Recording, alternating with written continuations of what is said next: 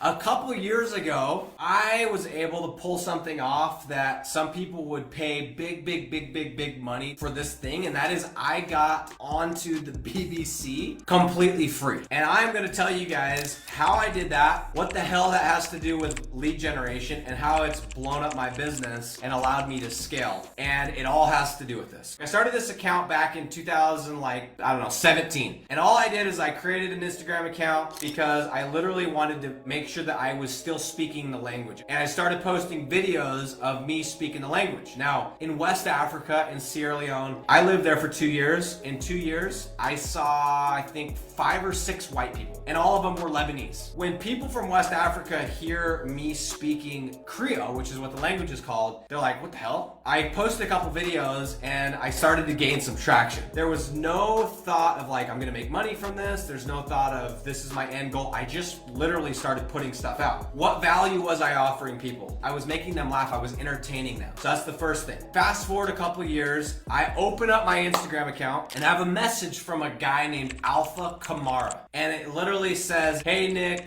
I work for the BBC. I would love to do a video with you, but I'm gonna be there next week. Can you get your ass to Sierra Leone next week? I'm in Scottsdale, Arizona at Thanksgiving. Also the catch, Nick, we're not paying for your travel expenses. I work for the BBC, but I'm actually just a freelancer. So this is kind of the fine print. Just because you fly out here, spend your money, it doesn't guarantee anything. However, I'm gonna be here. He didn't even like send me a thing that said, hey, I'll guarantee a video. But all I saw in my head was like, I don't even know how I'm gonna make money off this, but if I pull this off, this is gonna be, number one, a freaking amazing story. Number two is it's going to grow my account and it's going to give me a little bit of clout. And what did I do? I went and I told my wife, hey, the BBC just invited me to West Africa, to Sierra Leone, fully paid, the whole deal, all this stuff. Totally full of shit. I had to pay for the whole thing. Fast forward to like 2 days later, she's like, you know what, you should go. And it's paid for, right? I'm like, yeah, it's paid for. So I went on, I got my tickets. It was the shittiest tickets ever because not only did I have to go there, but I had to be back. She's like, as long as you're back on Saturday, because in the church I'm a Mormon, we do this thing called, we bless our babies. And so when they're really young, you have to go to church, you say a prayer and all this shit. And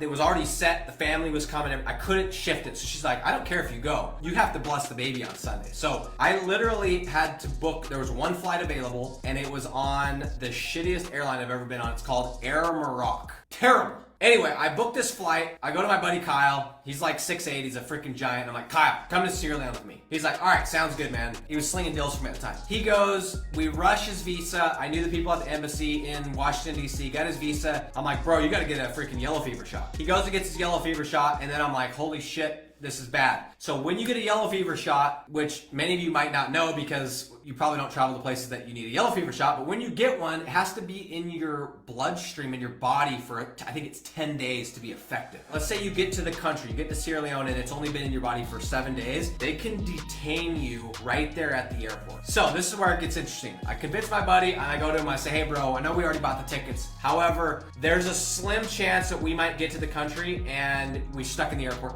for 3 days, which leaves us like 1 day on the ground. I'm like, there's some risk here, but I think we can pull it off. He's like, dude, let's go. So we go, and here's where it gets interesting. So we get to Morocco, and there's a flight, it's 2 hours going to Sierra Leone. And I'm sweating at this point because I'm like, dude, if we get detained, it's Monday. We're detained till Thursday. We literally can be here for Friday. Like, it would be terrible. And it's not like it's the best living conditions in these hotels. So he goes in a different line, I go in a different line, and I'm watching, and I go up. And by the way, he's like 270 pounds, 6'9", white guy with a beard. And literally the guy is standing there, and he looks up, he just stamps it. And he's like, how tall are you? And then that's it. And as soon as he got through, I'm like, let's go. We got on the boat, we crossed the water, and we were good. Anyway, I had to tell you that little detail, but here's what happened. We go, so we come up with this plan, and we shoot this entire video. And I know it's only a minute long, the final product. We shot an entire day's worth, which is crazy.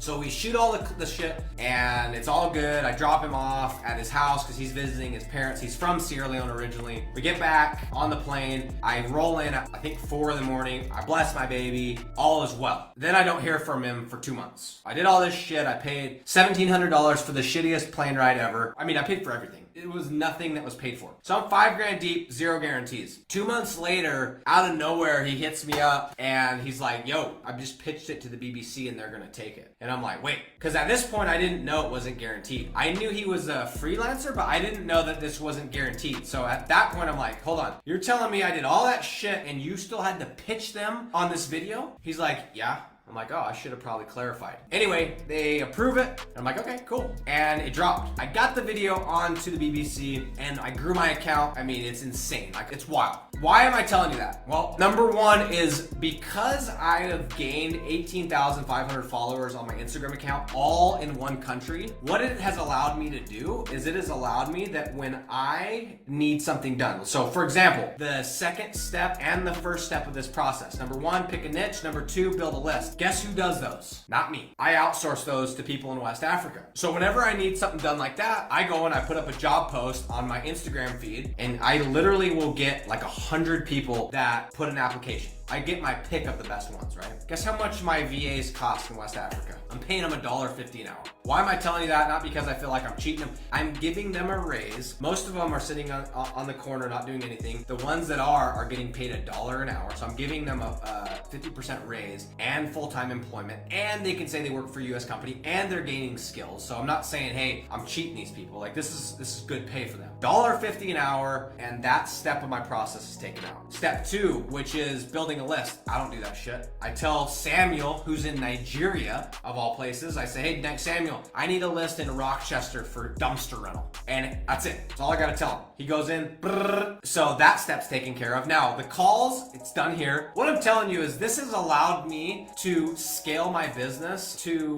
what it's at right now, which is 125K a month, with a 5-man team in West Africa, which is costing me less than 1 employee in the US and about 4 employees here locally in St. George.